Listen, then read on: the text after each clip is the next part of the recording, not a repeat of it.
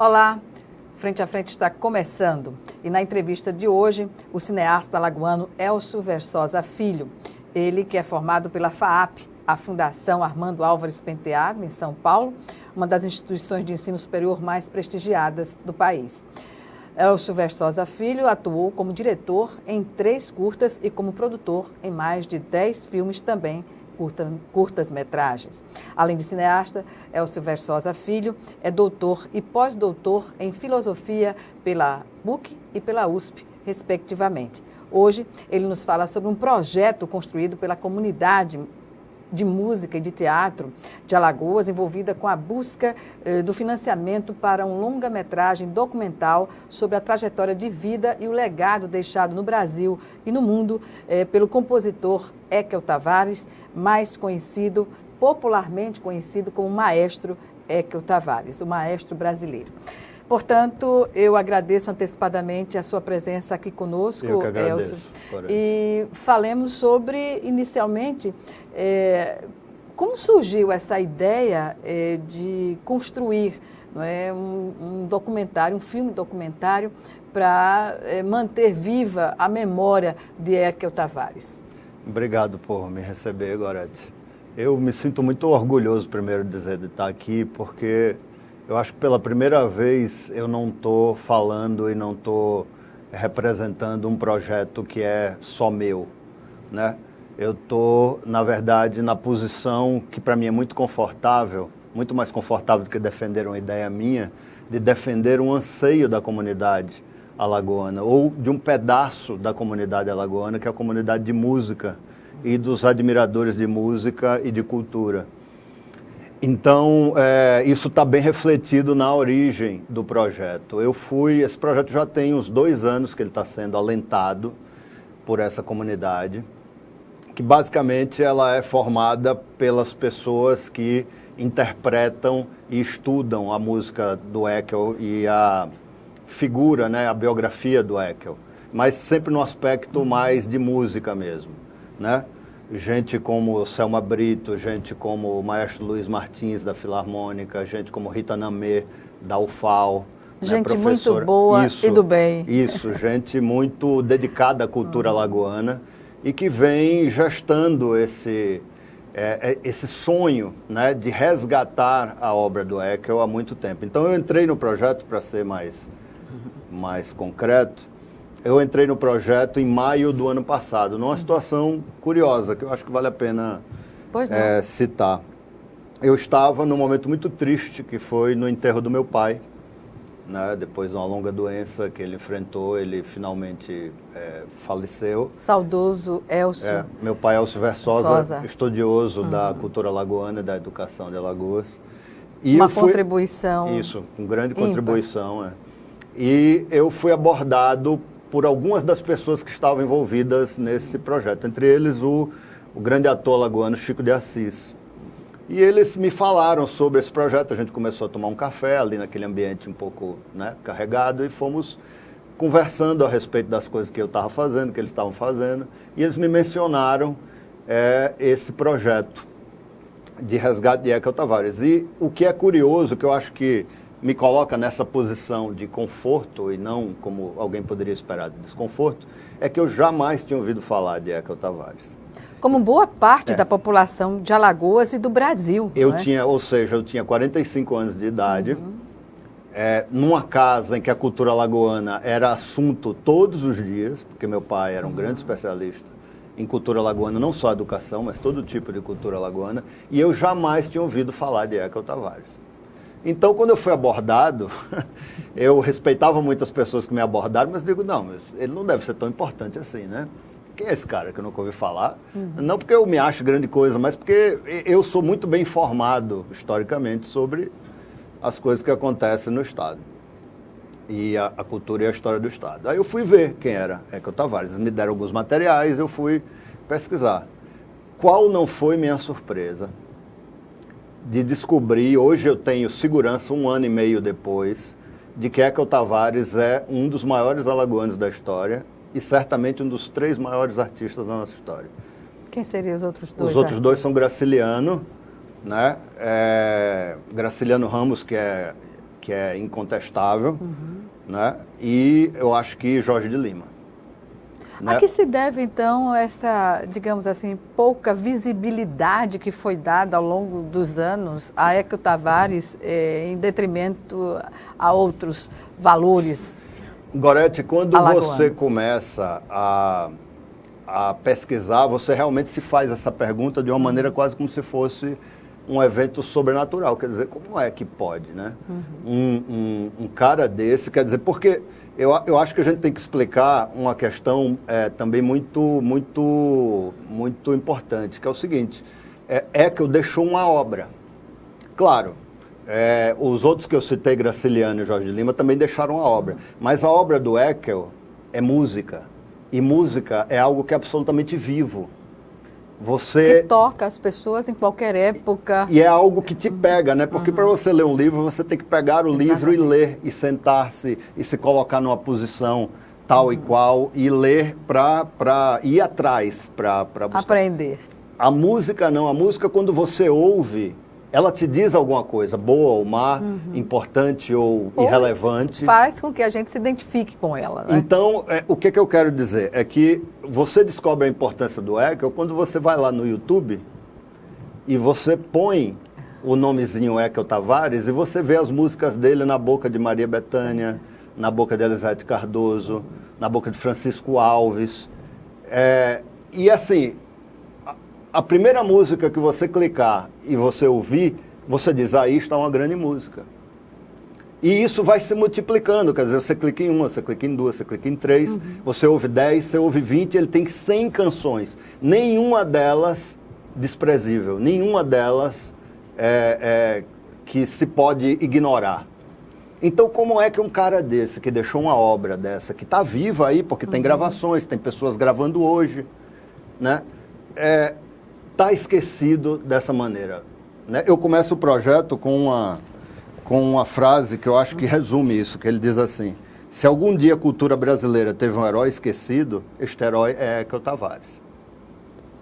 Eu acho que isso resume, Gorete, o que acontece, é quase um estudo de caso, de esquecimento realmente. E aí quando você vai pesquisar o que teria acontecido para o Heckel, que, vamos contextualizar, morreu há 50 anos, morreu em 1969. Né? Ele nasceu em Satuba ou Bebedouro, a gente não tem certeza. Exatamente, a localidade. Em 1896 e viveu até morreu em 1969. Né? Então, no Rio de Janeiro. No Rio de Janeiro. Então ele tem 50 anos de morte. Né? Eu não acho que se possa explicar o esquecimento dele por causa do tempo que ele morreu. Quando você pesquisa, você percebe que além das coisas todas, que são muito as nossas mazelas, né? De esquecer as pessoas importantes e as coisas importantes da nossa história, você tem algumas implicações que são, para um filme, por exemplo, para contar uma história, são excitantes demais. Por exemplo, o filho dele tem uma tese, que é uma tese que outros admiradores dele, não só o filho, né? Alberto Tavares, que tem 80 anos hoje, mora no Rio de Janeiro. O filho dele tem uma tese de que, ao migrar da canção popular para a música erudita, mais ou menos em 1935, acho que foi a primeira peça erudita que ele lançou, chamada André de Leão e o Demônio Encarnado, muito interessante essa peça, uma peça sinfônica. Ao fazer essa migração de compositor de sucesso em canções populares para o erudito, ele irritou e ele ofendeu o que a gente poderia chamar da panelinha da música erudita, que se reunia em torno das grandes escolas de música, a Escola Nacional de Música do Rio de Janeiro, né, a Escola de Música de São Paulo. E ele passou muitos anos nessa fronteira entre o erudito e o popular. Né? Essa fronteira, na verdade, é o negócio dele, porque ele nunca saiu dela. Né? Quer dizer, uma das coisas que são mais excitantes em relação a Heckel é justamente que ele fez grande música sem nunca ter saído de Maceió. Porque, de alguma forma, a alma dele nunca saiu de Maceió. Ele saiu daqui aos 18 anos, mas toda a música que ele fez, a música erudita, estava baseada, e ele sempre disse isso, deixou isso claro, nas coisas que ele ouvia quando era criança em Maceió. Então, é um cara que levou Maceió dentro de si, embora e Alagoas, sem nunca ter voltado para cá. Ele foi embora, ganhou o mundo, mas ele levou a terra dele com ele, né? Então, ainda tem esse dado. E esse esquecimento diante da monumental obra que ele tem, mais de 100 canções. A palavra é perfeita, é monumental mais a obra de 100 dele. Canções que ele compôs. A gente pode dizer que depois do Vila, na música clássica brasileira, é o Heckel. Né? Embora, quando você lê os manuais, tenha toda uma gama de outros autores que são importantes, mas se a gente pensar na importância, principalmente popular, e conceitual também, eu acho que depois do Vila é o Heckel. Né? O Heckel, inclusive, pouca gente sabe disso, fez muito mais sucesso do que o Vila quando era vivo. O Vila era importante porque ele tinha uma posição política, uma posição acadêmica, ele tinha um pé na Europa que respeitava muito ele, então ele era um embaixador, né? Ele fazia aqueles programas de rádio, né, que ensinavam as crianças a gostar de música clássica, que fizeram muito sucesso nos anos 50, nos anos 40, com Getúlio, né, final do período do Getúlio, depois quando o Getúlio voltou. No entanto, o sucesso popular era do Heckel. Era garantido ao Heckel Tavares. Né? E assim, como é que um cara desse se torna... Hoje em dia, o que é o Heckel aqui em Alagoas e no Brasil? É o nome da sala em que a gloriosa Selma Brito reúne, faz os recitais, né, que tem aos primeiros domingos de cada mês. Que tem mantido a chama, né, não só de Heckel, como da música erudita, ou popular erudita alagoana viva, né? Quer dizer, um grande trabalho Vou mandar um beijo para ela que está com a gente no projeto. Rita Nami também, não é? Rita Nami também, a nossa pesquisadora-chefe, Maestro Luiz Martins, né, da Filarmônica, que é também um apaixonado pelo Heckel. E nós temos nesse projeto, nós conseguimos, porque ele tem essa característica de ser um anseio popular, a gente conseguiu reunir em torno dele não só a nata da música, né, na sociedade alagoana, como também figuras de proa nacional e internacional. Sobre essa participação, você vai nos dizer no próximo bloco. Tá ótimo. Em 1 minuto, o Frente a Frente está de volta. Até já.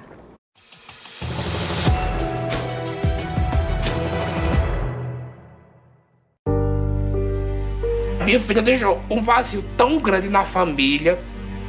Que só quem passou por isso na família ou próximo sabe como que é, né?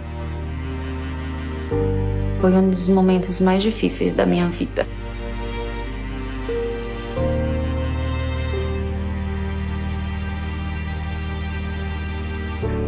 Minha filha não era doente, muito saudável, nunca foi doente. E pelo mosquito, minha filha se foi. Ele não conseguia mais trabalhar por causa das dores e em cima da cama. E a renda que sustentava a casa dele com a minha mãe, essa renda parou, né? Mas assim, ela ainda não anda, ela não senta, ela não fala. Eu, graças a Deus, ainda tenho a minha filha comigo. O perigo é para todos, o combate também. Faça a sua parte. Com ações simples, podemos combater o mosquito. Ministério da Saúde, Governo Federal.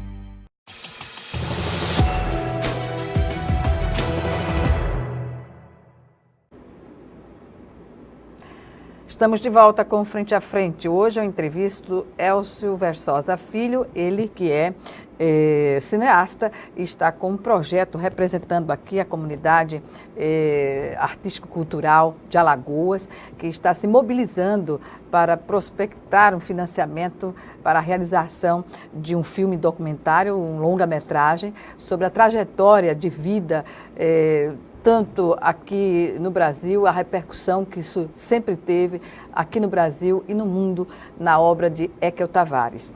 Portanto, considerado o maestro brasileiro. Portanto, Elcio, você falava no final do bloco anterior sobre o engajamento de personalidades a esse projeto, não só de Alagoas, mas fora também de Alagoas. Né? São poucas, mas boas, Gorete, personalidades. Basicamente, gente que é aficionada pela obra do Heckel, né? Porque assim, o Heckel teve uma vida que é interessante, mas ela não é muito cheia de eventos. O que é grande no Eckel, é aquilo que eu falei no bloco anterior, é a música, a obra do Eckel. Porque você pode ter, e eu acho que a gente tem na nossa história musical, figuras que são muito faladas, né, e que têm importância histórica por causa de algumas questões que a gente sociais, culturais, políticas, mas que a música, quando você vai ver, decepciona um pouco. Ou então está aquém daquela publicidade. Você que é publicitário também. Exatamente. Tem muito nome, mas na hora do vamos ver, né, não aparece tão bem. O Eckel é exatamente o contrário. Né? É engraçado, porque parece que toda a vida dele foi... É claro que a gente não controla a nossa vida, né? Totalmente, mas a vida dele tem uma coerência nesse sentido. Quer dizer, ele é uma figura pessoal, tanto mais apagada quanto a música dele. Ele era um homem de personalidade muito forte. Mas ele, por exemplo, ele é apagado no sentido de que ele não participava de movimentos políticos, ele não participava de movimentos culturais maiores. Era um homem discreto. Era um homem discreto e obcecado pela liberdade. Ele dizia, minha ideologia é a liberdade. Então ele não aceitava sequer emprego público, para você ter uma ideia, porque ele queria ser extremo, não é? Absolutamente livre. No seu pensar e no seu agir. É claro que isso tinha um pouco a ver com o fato de ele ter nascido rico, né? Óbvio. Claro, tem essa condição, se ele fosse como os mortais, que precisamos de dinheiro do governo, que precisamos de vender do poder a sua mais-valia. Exatamente. E se ele fosse assim, talvez ele tivesse uma opinião diferente. Mas o fato dele ter nascido muito rico e ser um homem aristocrata, né, ele tinha uma ética aristocrática, fez ele cultivar isso que é um valor.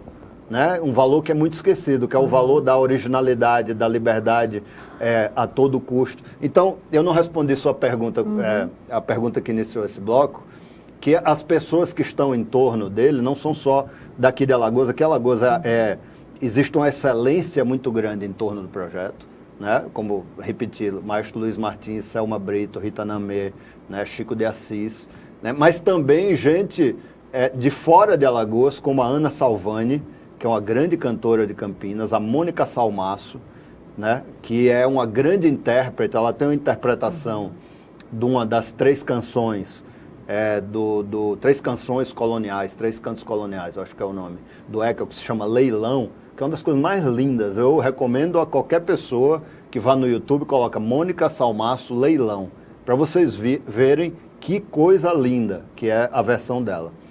E além dela, nós temos também gente que admira o Eckel, que vai participar no exterior, como o maestro Antônio Carlos Martins, né? Como o Arnaldo Cohen, que é um grande admirador do Eckel e eu não me lembro agora exatamente que orquestra, uma orquestra na Áustria, se eu não me engano, que ele está como visitante também. Ele tem grande interesse no projeto.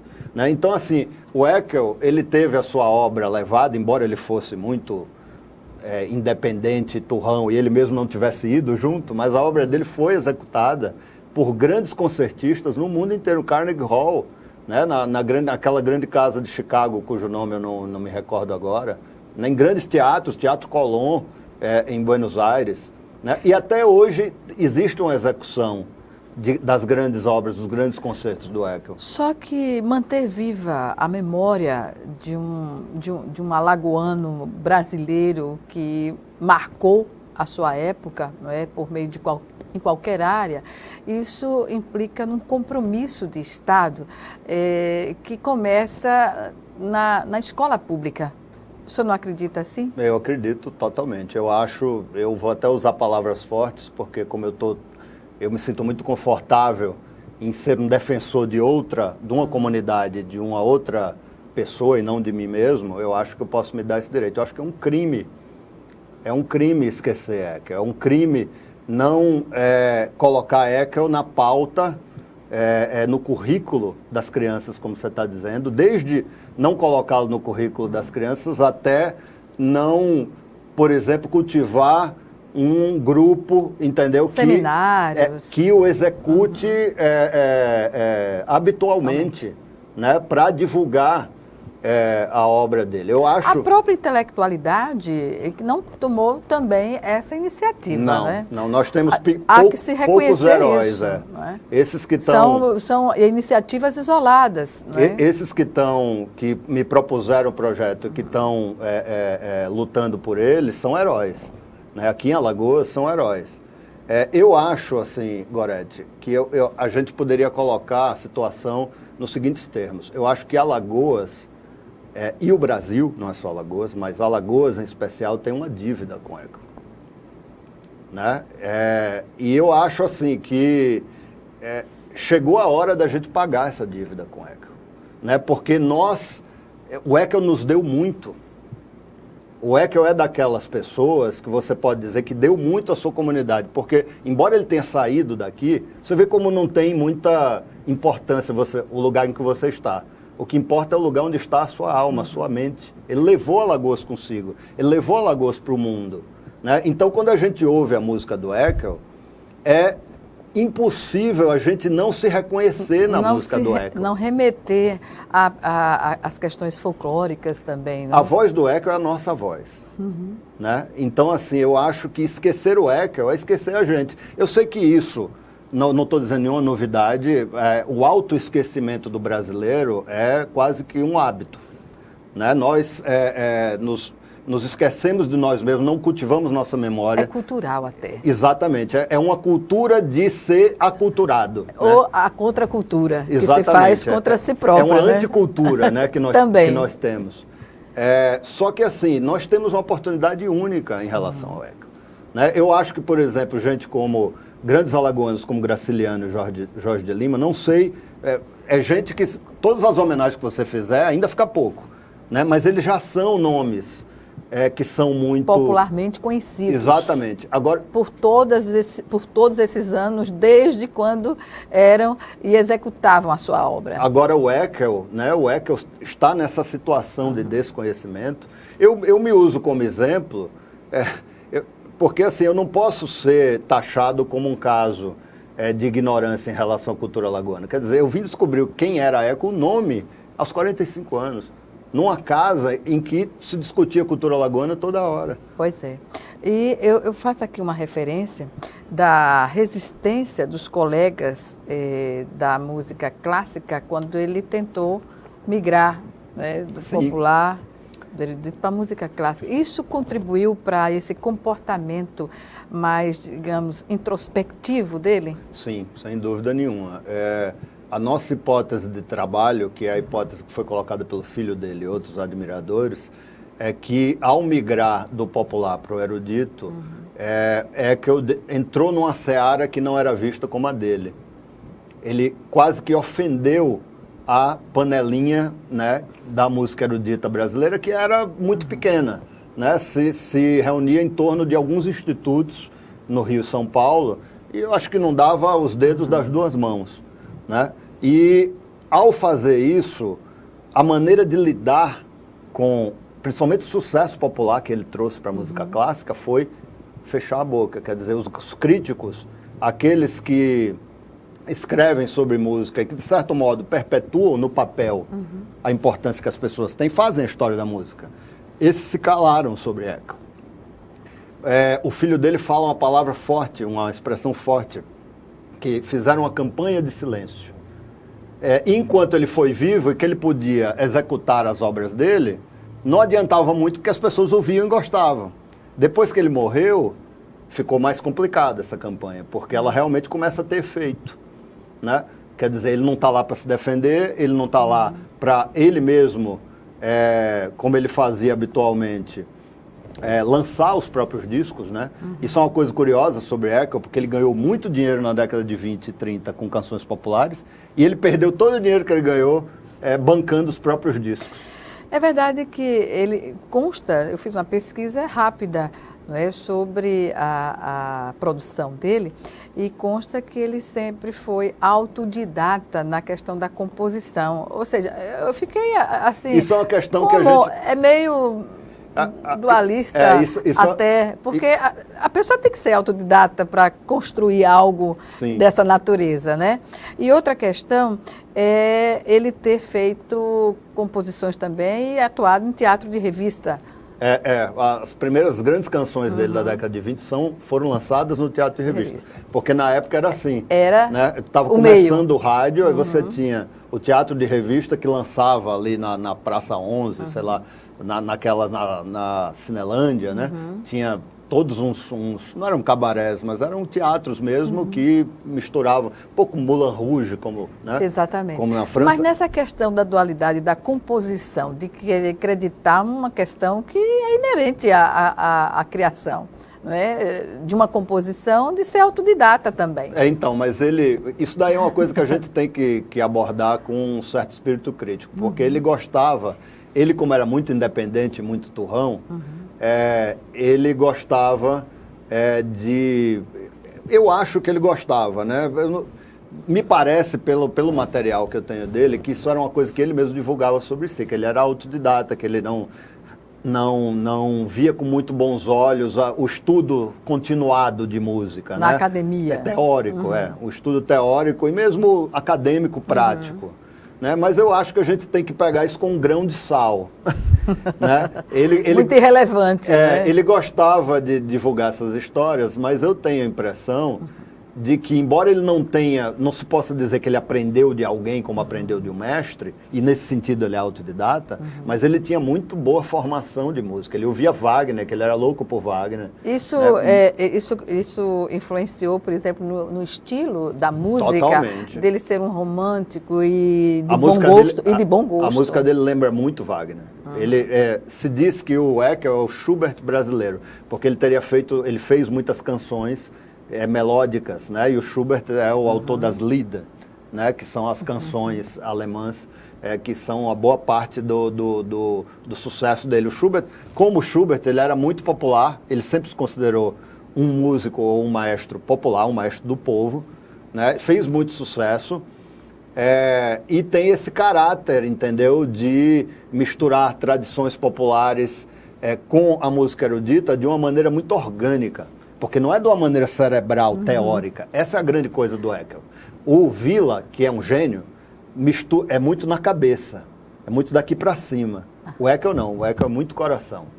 E é por isso que eu acho que ele capta, ele populariza. Ele é abraçado pelo ouvido popular de uma maneira que o Villa, que é um grande, né, não é. Pois é. E, nesse sentido, o que dizer ainda das revisões que se fazem sobre a vida de Heckel Tavares e a relação que se poderia ter aqui na atualidade para manter viva a memória dele? O que dizer? Isso é uma questão bastante importante. Eu acho que a gente tem muitas coisas a fazer. Né? A gente tem muitas coisas a fazer. Acho que a primeira vamos tocar a música do Heckel. A proposta do nosso documentário é música do Heckel. Um programa na TVE que possa também, sim, né? Claro. Quem sabe são tantas as condições para se viabilizar. Por que a Selma Brito não tem um programa na TV de Alagoas?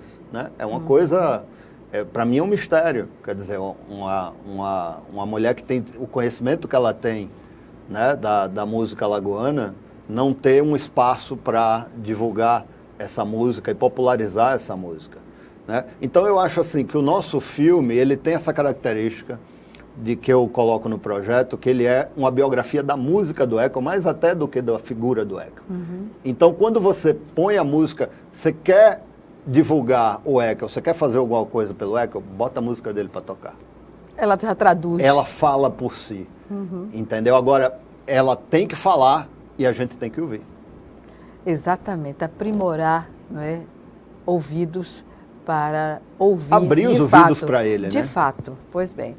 Vamos chamar agora nosso segundo e último intervalo. E o Frente a Frente está de volta, claro, 1 minuto.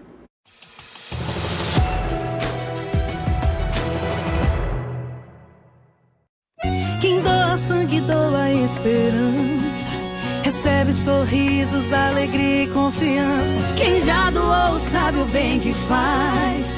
O coração se alegra pra doar mais. Doe sangue regularmente. Não importa o tipo que você pertence.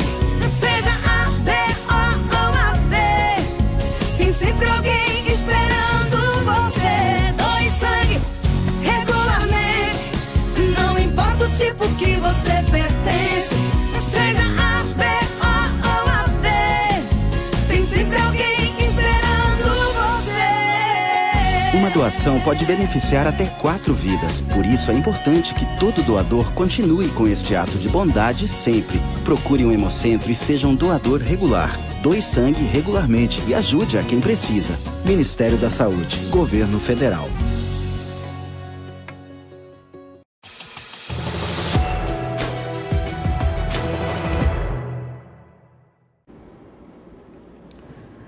Estamos de volta com Frente a Frente para o último bloco do programa, que hoje recebe o cineasta alagoano Elcio Versosa Filho.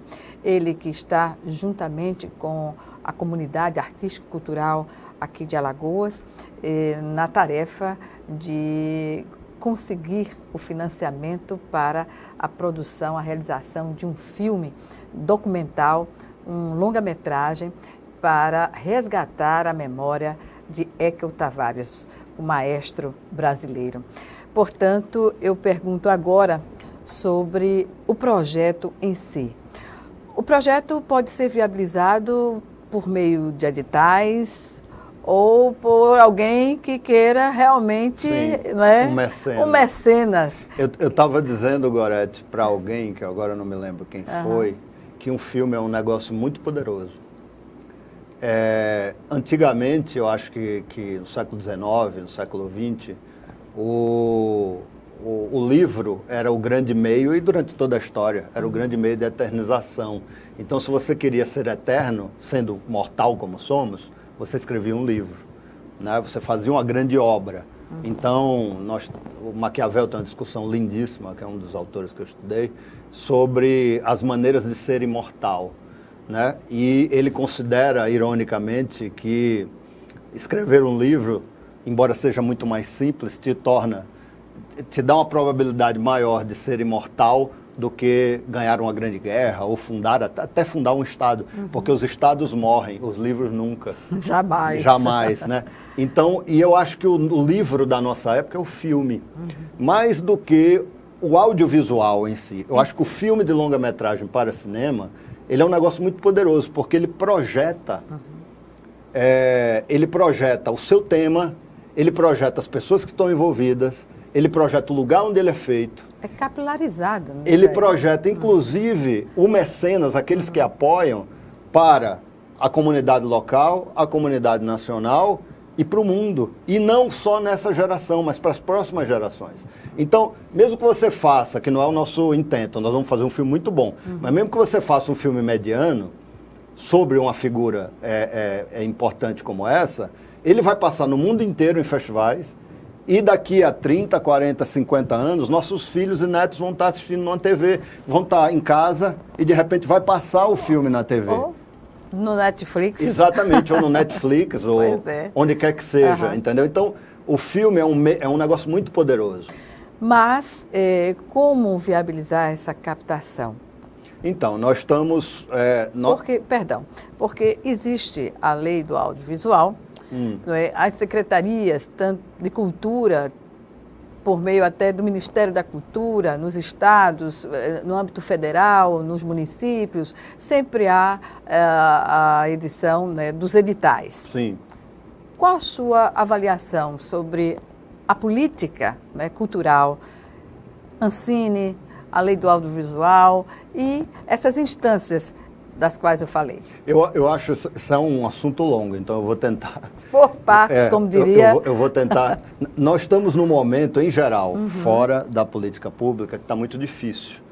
Né? O governo atual não tem, eu acho que isso é declarado por eles, uma priorização da cultura ou da produção cultural ou do patrocínio cultural em nenhum aspecto. Isso é uma questão. A economia estagnada faz com que, mesmo os mecanismos que nós temos aí, que têm falhas, mas que funcionam normalmente, não estejam sendo utilizados. E cultura, independentemente da condição econômica, nunca foi uma pasta, assim, digamos, bem incentivada financeiramente, né? Mas nós tivemos momentos melhores, claro, assim, né? Hoje nós estamos vivendo aí um ataque à Ancine e tal. Eu não vou me alongar nisso, porque são as condições objetivas que todos nós conhecemos, né? As condições objetivas que estão dadas hoje. Então, conseguir dinheiro privado nesse contexto é muito difícil. Muito difícil. Aí nós temos algum dinheiro público que pode vir do poder público local ou do poder federal ou de uma parceria entre eles, como está acontecendo agora. Aconteceu ontem, saiu o resultado ontem na prefeitura e vai acontecer no estado, os editais de produção de audiovisual. Nós estávamos contando muito com esses editais, né? Nós inscrevemos o projeto no edital da prefeitura e o resultado foi bastante decepcionante. Como assim? Não só porque a gente não foi aprovado, né? Mas porque me parece que se privilegiou, eu não vou falar dos projetos que foram aprovados porque eu não conheço, também não vou falar nada de colegas meus. Mas a verdade é que o perfil que transpareceu na premiação foi um perfil que, para mim, é distorcido. Foi um perfil que não valorizou a relevância cultural de uma maneira igualitária ou diversa, realmente, né? Ou seja... Falta democratizar?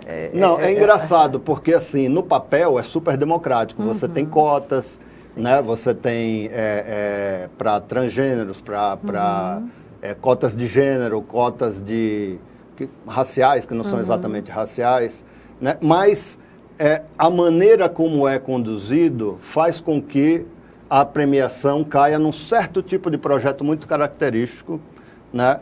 Que é são projetos, assim, me parecem até um pouco adolescentes em alguns sentidos, né? Que tem uma visão cultural, né, muito ligada a guetos. Não guetos, não estou falando de cotas, não estou falando de políticas públicas, mas guetos estéticos, né? E eu acho que o dinheiro público deveria ser melhor distribuído nesse sentido, né? Nós deveríamos ter prêmios para inovação, que é importante, porque isso oxigena, né, novas linguagens, mas nós também temos que ter prêmios para coisas que são importantes para o lugar, né? Quer dizer, não que eu esteja dizendo que eu tenho que ganhar esse prêmio, ou que a comunidade do ECHO tem que ganhar esse prêmio, mas é impossível ignorar coisas que têm muita importância cultural, entendeu? Então, a maneira como está sendo conduzido, né, politicamente, ela me parece distorcida, ela leva a uma distorção em que projetos de grande alcance cultural, grande alcance pedagógico, esse projeto nosso, por exemplo, ele tem uma pegada de colocar as crianças para ver. A gente vai fazer 15 dias de apresentações de oficinas sobre o ECHO e crianças de escolas públicas, portadores de deficiência, vão lá acompanhar isso e a gente vai filmar. O coração do filme vai ser isso, né? Então, assim, tem uma importância cultural que é evidente para a comunidade. Sem contar a comunidade de música, sem contar a importância do resgate do ECHO, você tem uma comunidade viva que vai aproveitar disso. E nós recebemos notas que não são condizentes com a excelência das pessoas que estão envolvidas. Eu ia justamente colocar isso. Será que não há o conhecimento sobre ECHO Tavares, né? O que eu notei, porque eu participei do processo seletivo e estive diante da banca, que ninguém conhecia, né? E fui perguntado sobre coisas. O que eu notei é que há um desinteresse sobre esse tipo de projeto, né? Foi selecionada uma banca e foi orientada... o edital foi orientado para... e eu acho que isso é mais um crime. Falando com toda a sinceridade, é mais um crime, né? Nós já temos todos os crimes que levaram ao esquecimento desse homem e agora nós temos, por questões de igrejinhas e políticas audiovisuais, entendeu? De getificação, de ideologias ou sei lá o quê, entendeu? O crime de desprezar não só esse, mas... possibilidades de outros projetos que têm grande relevância cultural, né? Em nome de um conceito de inovação que, para mim, é bastante questionável. Enfim, eu acho questionável a maneira como a política, agora que finalmente veio dinheiro, a política, principalmente da prefeitura, tem sido direcionada de forma questionável. Isso eu digo para qualquer um, né? Isso é uma ideia que eu tenho já há algum tempo e que, para mim, ficou provada no resultado do edital de ontem. Agora nós temos o edital do Estado. Há uma expectativa sobre esse edital? Eu espero que o Estado, as autoridades do Estado, corrijam essas distorções. Nos 200 anos de Alagoas é que o Tavares estava na programação, não sei exatamente através de qual ação, sim, mas ele estava lá inserido na programação. Acredito que no edital do Estado a possibilidade pode ser maior de obter sucesso, será? É sempre uma loteria, né? E é claro que eu não gostaria de saber se tem mais ou menos, porque eu acho que é um processo público e uma licitação pública, né? Todos têm que ter chances iguais. Agora, eu acho que a Secretaria de Cultura do Estado tem todo o direito e até o dever de corrigir as distorções que foram apresentadas pela FEMAC, pelo processo seletivo da Prefeitura, né? Mas, para além disso, né, quer dizer que isso daí é a tentativa concreta que nós estamos fazendo agora de viabilizar esse projeto. Para além disso, nós temos que voltar os olhos para isso, né? Eu acho que os nossos poderes públicos, Prefeitura e Governo do Estado, na falta de um governo federal hoje que dê valor a isso, se torna mais importante incentivar projetos como esse meu, não o meu projeto, mas projetos como esse nosso, né? Porque não é meu também, é um projeto do qual eu faço parte. E eu faço essa defesa, Gorete, com o maior conforto, exatamente porque não é meu, né? É um projeto da sociedade alagoana, é um projeto importante para a sociedade alagoana, é importante para mim e para você como alagoanos, né? Porque eu não canso de repetir, Ekel é um espelho da nossa alma. Né? O Ekel, como ninguém, conseguiu traduzir, né, esses movimentos mais profundos da alma alagoana numa linguagem que envolve, que emociona, né, que nos mobiliza. Então, eu poderia colocar, para resumir, a coisa assim: nós estamos mobilizados para que Ekel mobilize a todos. E nesse sentido dialético, digamos assim, qual é a expectativa, qual é a mobilização de fato que será feita a partir de então para tentar, na prospecção desses recursos, desse financiamento? Nós vamos no Estado, o prêmio do Estado seria suficiente para a gente fazer o filme, porque apesar de ser um prêmio grande para um documentário, mas o documentário é grande. Né? Nós temos essas 2 semanas de apresentação. É um longa-metragem. No teatro, mas a maneira como a gente vai fazer, a gente vai precisar de muita logística, porque a gente vai trazer muita gente, nós vamos ter orquestras, nós vamos ter captação de som de orquestra, que é um negócio louco de fazer, é um negócio que dá trabalho, é muito caro. Nós vamos ter viagens, porque eu viajou o país inteiro atrás de sons, isso é uma coisa que eu não disse, que é super importante. O Roquete Pinto, quando era o chefe, na década de 50, quando era o chefe da cultura no Brasil, eu acho que foi no 2º mandato do Getúlio, eu não tenho certeza. Ele contratou o Ekel para sair pelo Brasil coletando sons brasileiros, que são as formas brasileiras com as quais ele fez o concerto dele. Me lembrou agora Hermeto Pascoal na busca aqui da... Hermeto e Ekel, eu não conheço, nunca vi o Hermeto falar sobre o Ekel, mas eu tenho certeza que ele é um grande fã. Bebe na fonte, né? Bebe na fonte. Pois bem, eu lamento informar que o nosso programa chegou ao fim, pois é, e agradeço mais uma vez a sua participação, desejando, claro, sucesso na busca da conclusão. Nós vamos conseguir. Desse trabalho. Por Ekel e por nós. Algumas considerações? Não, eu acho que por Ekel e por nós é uma oportunidade valiosa que Alagoas e o Brasil têm de se reencontrar consigo mesmo. Então, por isso, eu estou muito confiante, né, que o Ekel vai apresentar a sua voz e que a voz dele vai ser ouvida. E a voz do Ekel é a nossa voz. É isso. Obrigada. Obrigada a você também que nos assistiu e até o nosso próximo encontro aqui, frente a frente, também com você.